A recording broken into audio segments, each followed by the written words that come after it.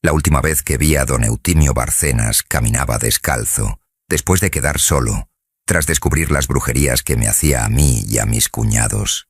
Y todavía hay gente en Cañada Larga que recuerda lo que fue la familia de don Eutimio Barcenas y lo que pasó cuando aquello se destapó. Antes de empezar, quiero preguntarles algo. ¿Alguna vez sintieron que en una relación de pareja había alguien más metido que solo ustedes dos?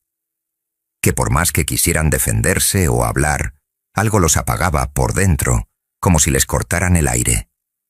Déjenme el comentario abajo, porque lo que yo viví tiene mucho que ver con eso. Y si quieren seguir escuchando estas historias que el campo guarda en silencio, ya saben qué hacer. Don Eutimio Barcenas era de esos hombres que en el pueblo todos saludan de lejos, pero nadie visita. Tenía su ranchito en las afueras de Cañada Larga, allá por las laderas del cerro Tamuín, en la región del Pánuco. Un hombre de unos 60 y tantos años cuando yo lo conocí, flaco como vara de membrillo, con esos ojos chuecos que nunca miraban a uno de frente sino un poquito al lado, como si estuviera viendo algo que uno no podía ver. Siempre andaba con su sombrero de palma, sus guaraches viejos y un morral café que nunca soltaba. Nunca. Ni para comer, ni para trabajar, ni según cuentan, para dormir. Tenía 4 hijas. 4 mujeres bonitas, trabajadoras, bien criadas, de esas que saben hacer tortillas desde que amanece y que no se quejan, aunque el día pese. Florentina, la mayor. Hermenegilda, la que le seguía. Catalina, la tercera. Y Refugio, la más chiquita, la más alegre de todas, la que se reía hasta cuando llovía. Y los 4 nos enamoramos de ellas. 4 hombres distintos, de distintos ranchos, que llegamos a Cañada Larga por distintos caminos. Yo llegué primero, me llamo Abundio Treviño, y me casé con Florentina hace ya más de 30 años. Después llegó Gumersindo Leal, que se casó con Hermenegilda. Luego Próspero Maturana con Catalina, y el último fue Zenobio Fuentes, que se casó con la pequeña Refugio. Ninguno de los 4 nos conocíamos bien al principio. Sí nos veíamos en las fiestas de la familia, en los cumpleaños, en la matanza del marrano cuando llegaba diciembre. Nos dábamos la mano, nos echábamos un trago, nos preguntábamos cómo iba el maíz o cómo estaba el ganado. Pero no éramos amigos. Cada quien vivía en su rancho, con su mujer y sus hijos, con sus propios líos. Lo que sí teníamos los 4 en común, aunque tardamos años en darnos cuenta, era que ninguno de nosotros jamás había podido pelearle a las hijas de don Eutimio. Y no porque ellas no dieran motivos. No, no. Las mujeres son mujeres, y uno es hombre, y en cualquier matrimonio hay roces, hay desacuerdos, hay momentos en que uno quisiera decir algo y defender su punto. Pero cada vez que yo intentaba hablar fuerte con Florentina, algo me pasaba, algo raro. No era que me diera miedo ni que me arrepintiera. Era otra cosa. Era como si la boca se me atascara, como si las palabras se me quedaran a mitad del pecho y no pudieran salir. Y terminaba yo callado, asintiendo, haciendo lo que ella decía, sin saber por qué. Al principio pensé que era el amor, que uno cuando ama de verdad cede. Luego pensé que era el carácter de Florentina, que era fuerte la muchacha, pero con los años me fui dando cuenta de que aquello no era natural, porque no era solo conmigo, era con todos. La primera vez que lo noté de verdad fue en la fiesta de quinceañera de la hija de Gumersindo. Estábamos sentados los 4 cuñados en una mesa, tomando una cervecita, y alguien hizo un comentario, ya no recuerdo cuál, sobre don Eutimio, un comentario inocente, de esos que uno hace sin pensar. Y los 4 nos callamos al mismo tiempo, así, de golpe, como si alguien hubiera apagado la música. Nos miramos entre nosotros, Gumersindo puso cara rara, Próspero bajó la cabeza, Zenobio se limpió la boca con el dorso de la mano y cambió el tema. Nadie dijo nada esa noche, pero yo me quedé pensando. Los meses siguientes empecé a observar cosas que antes no había querido ver. Don Eutimio llegaba al rancho de Florentina y yo sin querer, él lo mío. Así nomás. No con coraje, no con gusto, con una calma que no me pertenecía, como si alguien me pusiera la mano en el hombro y me dijera, «Estate quieto». Y yo me estaba quieto. Florentina ni lo notaba, o sí lo notaba y le parecía lo más normal del mundo. Una tarde llegué temprano del potrero y los encontré en la cocina, a don Eutimio y a Florentina. El viejito estaba parado junto a la estufa, con su morralito colgado al hombro, viendo cómo ella revolvía los frijoles. Hablaban bajito. Cuando entré yo, don Eutimio volteó y me echó esa mirada de costado que él tenía. Y yo, que venía cansado y de mal humor porque el becerro se había escapado y me había costado la mañana entera atraparlo, de repente me sentí tranquilo, demasiado tranquilo. Agarré mi silla, me senté y esperé la cena sin decir nada. Al día siguiente no me acordaba bien ni de lo que había pasado. Era como un sueño que se le va a uno en cuanto abre los ojos. Eso mismo me lo contaron después Gumersindo, Próspero y Zenobio, cada uno en sus propias palabras. Que cuando don Eutimio estaba cerca, uno se volvía manso. Que cuando él se iba, uno quedaba como amodorrado, sin ganas de nada, sin recordar bien las últimas horas. Y que las pocas veces que alguno había intentado plantarle cara a alguna de las hijas, algo malo le pasaba. No algo malo de miedo, no. Algo malo de adentro. Próspero me contó que una vez trató de decirle a Catalina que no quería que don Eutimio viniera tan seguido al rancho, que era su casa y que quería su espacio. Y esa misma noche se le fue la voz. Así, de un jalón. Amanecí ronco, dijo Próspero, y me quedé 3 días sin poder hablar más que a puros susurros. El doctor dijo que era una inflamación, pero Próspero sabía que no. Zenobio tuvo algo peor. Él era el más bronco de los 4, el más echado pa' delante. Una tarde que don Eutimio llegó sin avisar y se metió a la casa de refugio como si fuera la suya propia, Zenobio lo encaró. Le dijo, con palabras que aquí no voy a repetir, que se fuera. Y don Eutimio lo miró. Nomás lo miró, con esos ojos chuecos, sin decir una palabra. Y Zenobio me contó después que en ese momento sintió que algo frío le bajaba por la espalda, como agua, pero por dentro, y que se le pararon los brazos, y que tuvo que agarrarse del marco de la puerta para no caerse. A los 3 días a Zenobio se le inflamó una mano sola, sin golpe, sin razón. Se le puso prieta y caliente y le dolía hasta que alguien la miraba. Estuvo así 1 mes. Los doctores no supieron qué decirle, pero ahí no acabó todo. Porque lo peor de esta historia, lo que de verdad le da a uno escalofríos cuando lo piensa, no es lo que don Eutimio les hacía a sus yernos. Es lo que le pasó a él cuando el trato se venció. Y para contarles eso, primero tienen que saber cómo nos enteramos de todo.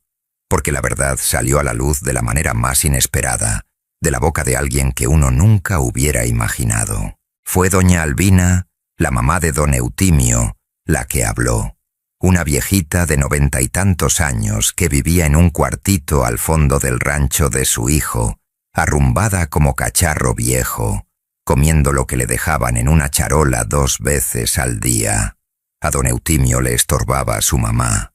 Eso era claro. Nunca la sacaba, nunca la presentaba. La tenía allá atrás como si no existiera.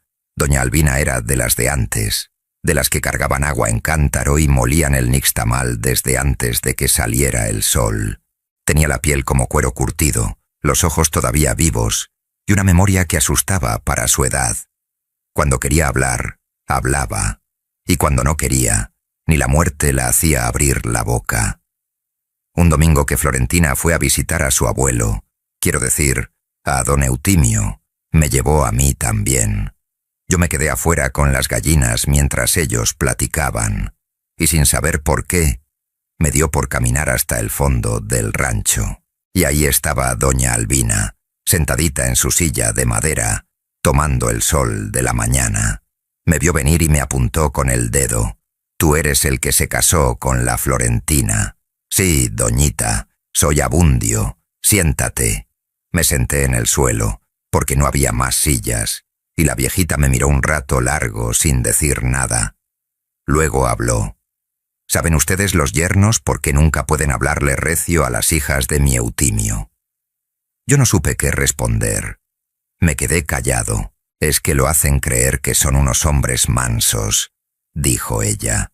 Pero no son mansos, están amarrados.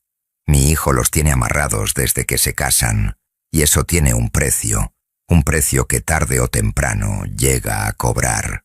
Doña Albina me contó entonces lo que sabía. Me lo contó con esa calma de los viejitos que ya no le tienen miedo a nada porque ya todo lo vieron. Don Eutimio había aprendido el trabajo, así le llamaba ella, el trabajo, desde muy joven. Lo aprendió de un hombre que vivía en las orillas del río Tampaón, un hombre al que en el pueblo le decían el rezandero, aunque según doña Albina no rezaba a nada de lo que uno conoce. Este rezandero no cobraba con dinero, cobraba con deudas. Le enseñaba a alguien, y ese alguien le quedaba debiendo algo que el rezandero cobraría cuando quisiera y como quisiera.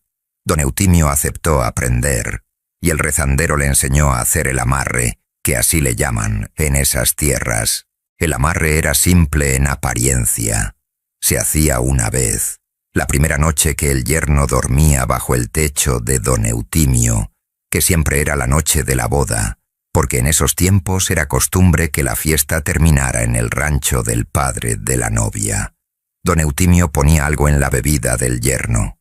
No era veneno, no. Era tierra de 3 caminos, pelo de animal nocturno y unas palabras que el rezandero le había enseñado a pronunciar sin equivocarse ni en una sílaba. Y con eso bastaba. Desde esa noche, el yerno quedaba atado. No con cadenas que uno vea, atado por dentro, como cuando uno quiere levantar un brazo y el brazo no obedece, así no más que más profundo, más adentro. El hombre podía seguir trabajando, seguir hablando, seguir siendo el mismo en todo lo demás. Pero con las hijas de don Eutimio y con él mismo, el hombre se volvía blando como masa. No podía contradecirlos, no podía alzar la voz, no podía tomar ninguna decisión que no les agradara. ¿Y si alguien se rebelaba? Le pregunté a doña Albina. La viejita frunció la boca. Eso ya es otro asunto, dijo.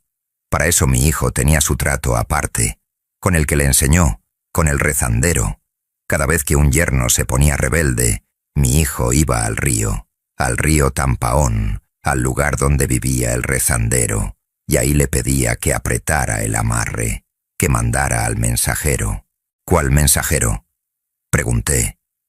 Doña Albina bajó la voz. El que manda el rezandero cuando alguien rompe las reglas, el que va de noche y les deja las marcas en el cuerpo, la mano hinchada de Zenobio, la voz perdida de Próspero. Eso no fue enfermedad, eso fue el mensajero. Se me erizó todo el cuerpo, y al rezandero, que le pagaba mi suegro por todo eso. Doña Albina me miró como si la pregunta fuera obvia. El rezandero se cobra solo, dijo. Uno no le paga al rezandero, el rezandero te usa. Cada vez que mi hijo iba a pedirle que apretara el amarre, el rezandero agarraba un poco más de él. Un poquito aquí, un poquito allá, como el que le va sacando la sangre a alguien muy despacio para que no se dé cuenta de que se está vaciando. Y ya se había dado cuenta don Eutimio. Doña Albina me miró largo rato. Ya se está dando cuenta, dijo. Y por eso yo te estoy contando esto a ti. Porque alguien tiene que saber antes de que sea muy tarde. Me fui de allá ese domingo con la cabeza dándome vueltas. No dormí bien esa noche ni las siguientes. Florentina me preguntó qué me pasaba, y yo no supe qué decirle. ¿Cómo le dices a tu esposa que su papá los tiene embrujados a todos sus cuñados y a ti mismo desde la noche de la boda? Pero lo que más me inquietaba no era eso. Era lo que doña Albina había dicho al final, que el rezandero se cobraba solo, que iba agarrando de don Eutimio de a poquito. Y yo me puse a pensar, si eso era así, si el rezandero llevaba años cobrándose de don Eutimio cada vez que el viejito le pedía que apretara el amarre, pues cuánto no habría agarrado ya, y cuánto no le faltaría por agarrar. Esa pregunta me la fui a hacer a mis cuñados. Los tres se quedaron callados cuando les conté lo de doña Albina. Zenobio fue el primero en hablar. Dijo que él siempre había sabido que algo estaba mal, que lo de su mano no había sido natural, que había noches en que sentía que alguien andaba por fuera de su casa, y cuando salía a ver no encontraba nada, pero sí encontraba huellas en el barro, huellas raras, dijo, no de persona, no de animal que uno conozca. Gumersindo dijo que su Hermenegilda se había puesto rara también desde hacía unos meses, más callada, que a veces la encontraba llorando sin saber por qué, y que cuando le preguntaba, ella decía que soñaba con su papá, que soñaba que su papá estaba muy lejos y que no podía regresar. Próspero no dijo nada, solo tomó un trago largo de la taza de café que tenía en la mano, y dijo que había que ir a hablar con don Eutimio. Eso propuso Próspero, ir a hablar con don Eutimio de frente. Yo no estaba seguro. Si el viejito podía mandar al mensajero cuando uno se rebelaba, ¿qué no podría hacer si los cuatro íbamos juntos a enfrentarlo? Pero Zenobio dijo algo que nos hizo pensar. Si doña Albina tenía razón, si el rezandero estaba vaciando a don Eutimio de a poco, entonces quizás ya don Eutimio no tenía tanta fuerza como antes. Quizás el amarre se estaba aflojando solo, y en eso tenía razón Zenobio, porque justo en esos días habíamos notado los cuatro algo distinto, que el efecto de amodorramiento que nos daba cuando don Eutimio estaba cerca ya no era tan fuerte, que había momentos en que podíamos pensar con más claridad, hablar con más soltura, como si algo se estuviera rompiendo por dentro. Decidimos ir al siguiente domingo, los cuatro juntos al rancho de don Eutimio, y lo que encontramos ahí fue algo que ninguno de los cuatro esperaba ver. Llegamos ese domingo bien temprano, antes de que el sol pegara de lleno. El rancho de don Eutimio se veía diferente, no en el sentido de que hubieran cambiado cosas, era más bien que se sentía diferente, como una casa donde ya nadie vive aunque todavía haya ropa colgada, un silencio raro, de esos que a uno le pesa en los hombros. El perro de don Eutimio, un animal viejo color canela que siempre ladraba cuando llegaba alguien, ese día no salió. Estaba acurrucado debajo de la troca, con la cabeza entre las patas, viendo para un lado, quieto como piedra. Las hijas no habían venido. Les dijimos que íbamos a llevar una cosa y que nos esperaran en sus ranchos. No queríamos que estuvieran presentes. No sabíamos lo que iba a pasar. Tocamos. Nadie abrió. Zenobio empujó la puerta, que estaba nomás recargada, y entramos. Don Eutimio estaba sentado a la mesa, solo, con su sombrero de palma todavía puesto, como si hubiera llegado de afuera o estuviera a punto de salir. Tenía los dos brazos encima de la mesa y la cabeza un poco caída. Cuando entramos no levantó la vista. Solo dijo, ya sabía que iban a venir. Nos sentamos los cuatro enfrente de él. Próspero habló primero. Le dijo, sin rodeos, lo que doña Albina nos había contado.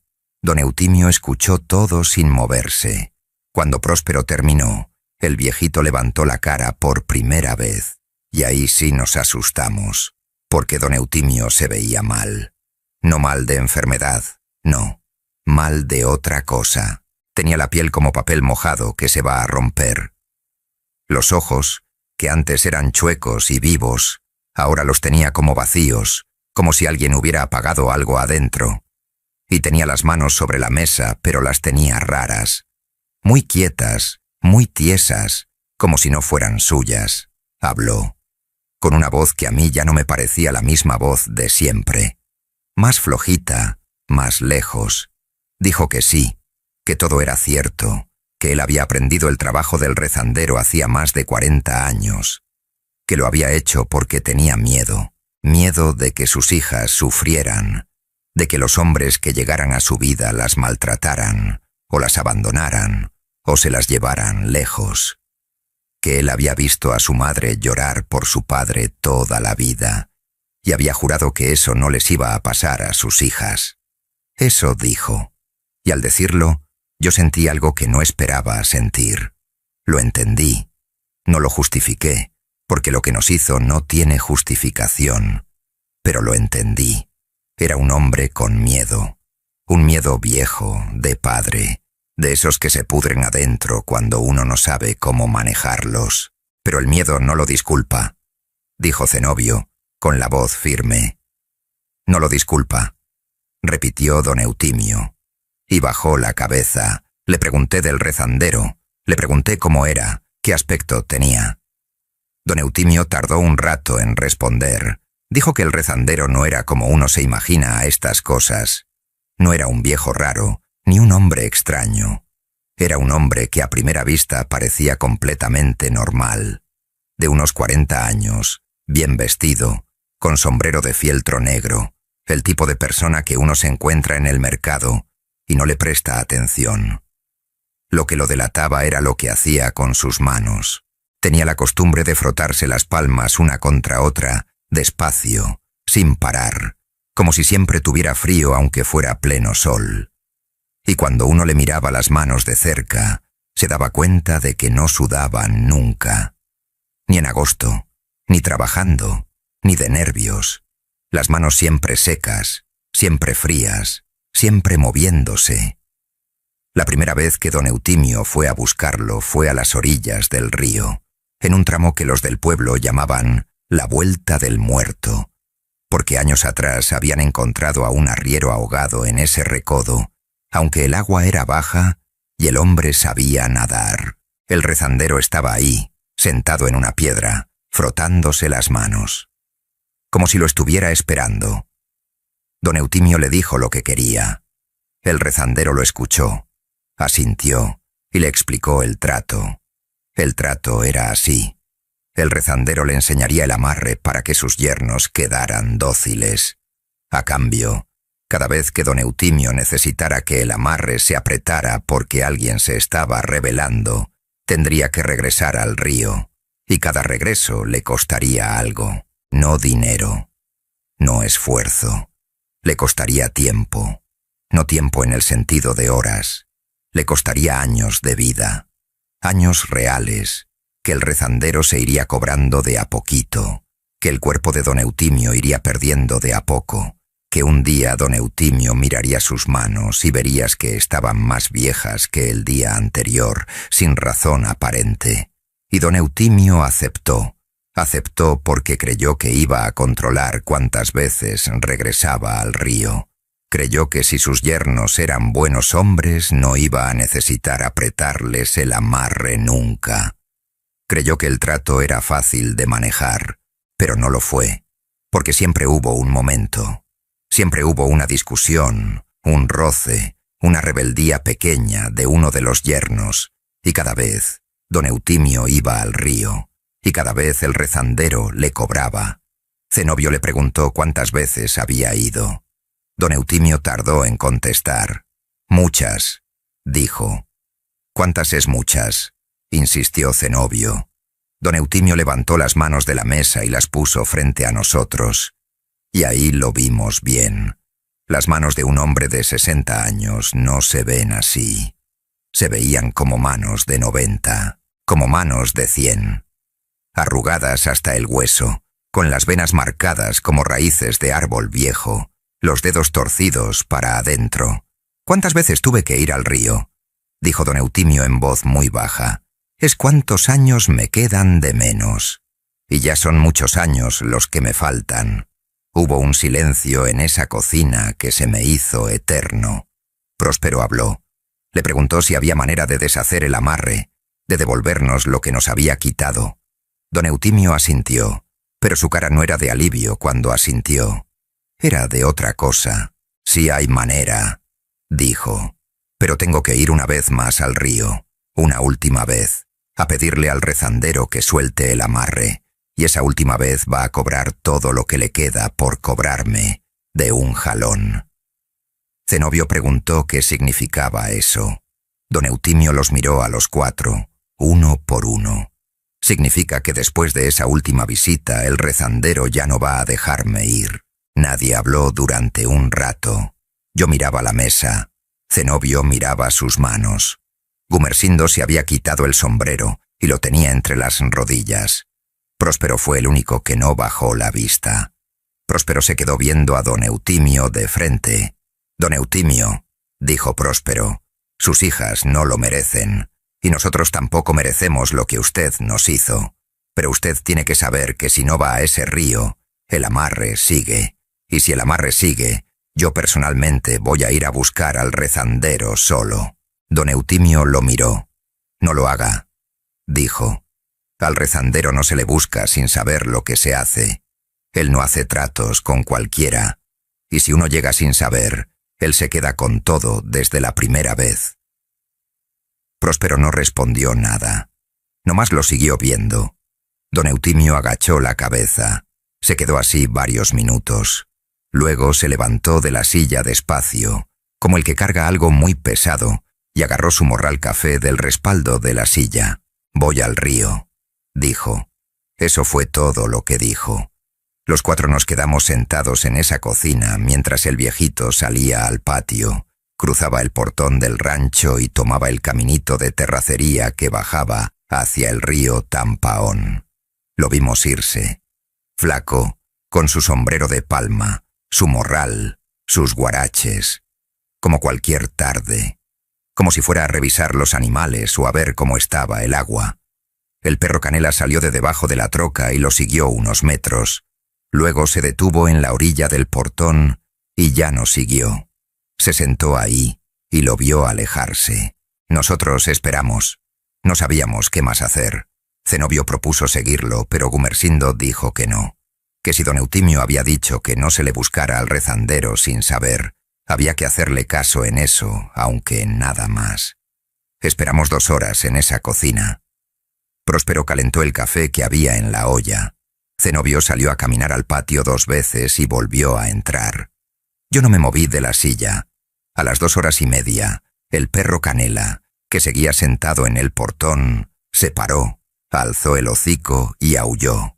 Un solo aullido, largo y parejo. Luego se dio vuelta, entró al rancho y fue a meterse debajo de la cama de don Eutimio en el cuarto de al fondo. Y ya no salió. Esperamos un rato más. Don Eutimio no volvió. Bajamos al río esa tarde. Los 4.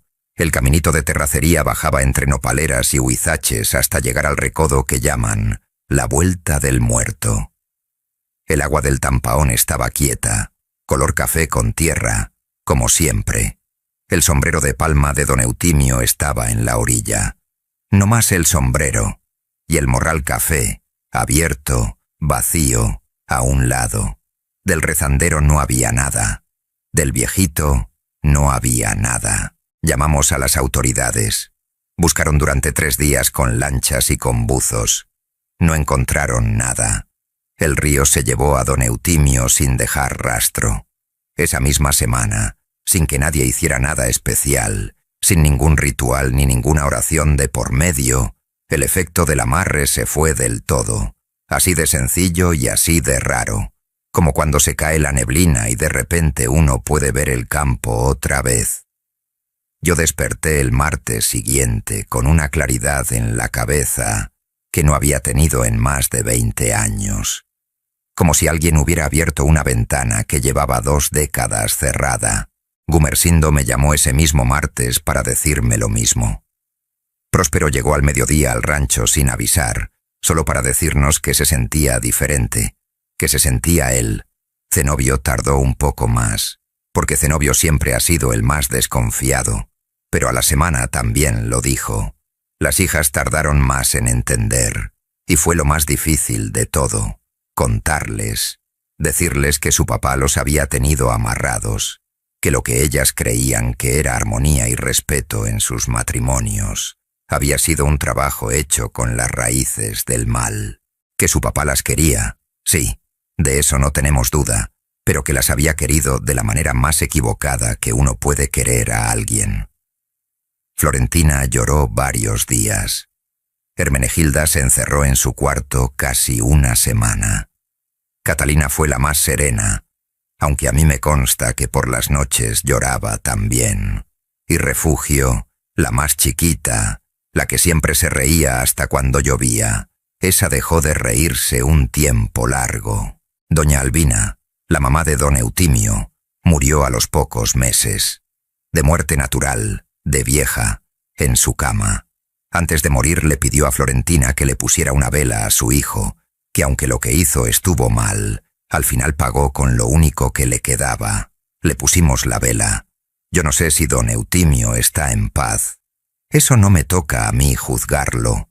Lo que sí sé es que el río Tampaón se llevó a un hombre que quiso controlar lo que no se puede controlar, que quiso comprar la tranquilidad de sus hijas con un trato que al final les costó el padre. Y el rezandero, ese hombre del sombrero de fieltro negro que se frotaba las manos, ese que parecía tan normal en el mercado, ese que vivía en la vuelta del muerto y que nunca sudaba, pues nadie lo ha vuelto a ver por esas orillas del Tampaón, al menos que yo sepa, pero uno de los pescadores de por allá, de los que pasan la noche tendiendo redes en ese tramo del río, dice que hay noches en que escucha pasos en la orilla, pasos de alguien que camina despacio, sin prisa, y que a veces, si uno pone mucha atención, se escucha también el sonido de dos manos frotándose. Despacito, en la oscuridad. La moraleja de esta historia es sencilla, aunque no sea fácil de aceptar. Hay padres que aman a sus hijos de una manera que lastima más que el abandono, que en el nombre del amor construyen jaulas que nadie puede ver, pero que todos sienten. Y tarde o temprano, toda jaula tiene un precio. No lo paga el que está adentro, lo paga el que puso el candado. Si usted conoce a alguien que sienta que en su matrimonio hay una mano que no es la de su pareja acomodando las cosas, que hay momentos en que uno se vuelve manso sin querer serlo, que hay una presencia que nunca se nombra pero siempre está, cuídese, porque esas amarras existen, y los que las ponen siempre creen que pueden controlarlas, y nunca pueden. Si esta historia les llegó adentro, si sintieron que algo de lo que conté les suena conocido, déjenme su comentario abajo. Quiero saber qué piensan, qué sintieron, si alguno de ustedes ha vivido algo parecido en su familia. Esas historias se guardan mucho tiempo en silencio y a veces hace falta contarlas. Aquí hay espacio para eso. Y si quieren seguir escuchando testimonios como este, historias reales del campo que nunca llegan a los periódicos, pero que toda la gente del rancho conoce, suscríbanse, porque hay mucho más guardado, y lo que viene es todavía más difícil de creer.